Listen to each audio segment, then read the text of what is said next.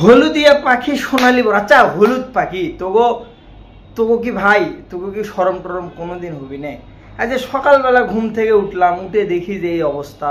খেলাটা শুধু আর্জেন্টিনা খেলাটা দেখেছিলাম, পরবর্তীতে খেলাটা দেখার সময় হয়নি। বাট হলুদিয়া পাখি প্যারাগুয়ের কাছে এক গোলে হেরেছে, কিন্তু সেই পাখিরা সকালে উঠে দেখি কাকা করে ডাকে ডাকে বলছে আর্জেন্টিনা হেরেছে। ওফ কি খেললা আর্জেন্টিনা, আর্জেন্টিনা নাকি কোনোদিন হারে না, সে আর্জেন্টিনা হেরে গিয়েছে। আমি বলবো বাছা তোমাদের পাছাটা সামলা বাছা, কারণ আমরা অনেক দিন কবে আমরা হেরেছি সেটাই আমরা ভুলে গিয়েছিলাম, কিন্তু তোমরা তো রেগুলার হারার ভিতরে আছো। তোমরা কবে জিতেছো সেইটাই তো তোমাদের মনে নাই এখনো। কালকে যখন প্যারাগুয়ের সাথে ব্রাজিলের খেলাটা শুরু হলো, 20 মিনিটে প্যারাগুয়ে যে গোলটা দিয়েছে, মানে যে গোলটা করেছে ভাই, বলে মানে কোনো একাই 100 বলা যায়।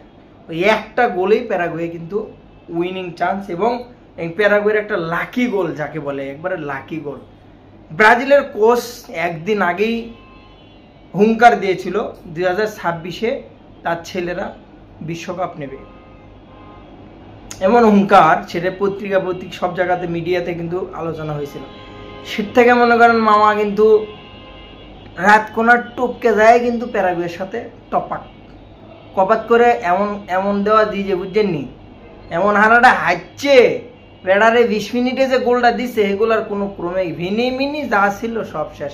ভিনির যে কতগুলো চান্স পাইছে, 2টা চান্স পাইছিল, আর একটা একদম ক্লিন একটা চান্স পাইছিল 87 মিনিটের পরে যায়, সে চান্সটাও কিন্তু ভিনি মিস করেছে। অপরপক্ষে আর্জেন্টিনার কথায় যদি আসি ভাই, এতগুলো ম্যাচ পর আমার প্রিয় দল আর্জেন্টিনা হেরেছে, এটা না আপনারা আরও খোটা দেন কিল্লাই কন দিন। আপনাকে তো সরম হওয়া উচিত, আপনি আরে কিল্লাই খোটা দিবেন। আর কনে হারছি, কবে যে জিতেছি কনে হারিয়েছি আর তো নিজেরই মনে নেই। আর্জেন্টিনা তাও একটা গোল শোধ করেছে, 2-1-এ ম্যাচটা হেরেছে, ঠিক আছে। বাট আর্জেন্টিনা যে ফুটবলটা উপহার দিয়েছে 1 নম্বরেই আছে, এবং কলম্বিয়া কিন্তু 2 নম্বর দল। তার সাথে হারাটা যে খুব মানে ইজ্জতের একটা বিষয়, সম্মানের বিষয়, এরকম কিছু না।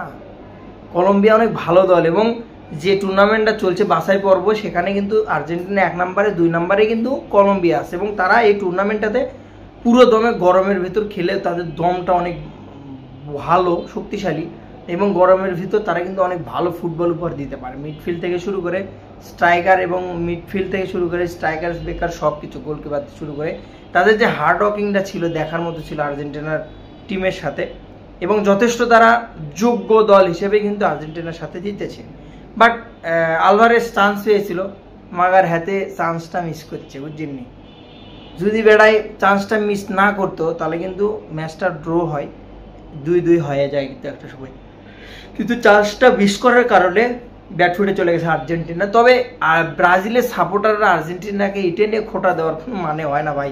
একটু তো শরম বা একটু তো নিজে একটু বিবেক বোধ বা এরকম কিছু একটা থাকা দরকার, যে আমরা এতগুলো ম্যাচ টানা হারছি, সেখানে এদেরকে খোটা কীভাবে দিই। বেস্ট অফ লাক ব্রাজিলের জন্য। সামনে যে বলবিয়ার সাথে ম্যাচটা আছে ওটাকে জিতে লাও, তারপরে মামা তুমি টানটোগলা নিয়ে শেখ হাসিনার মতো আবার ফালায় যান ইন্ডিয়াতে। ভালো থাকো, সালাম।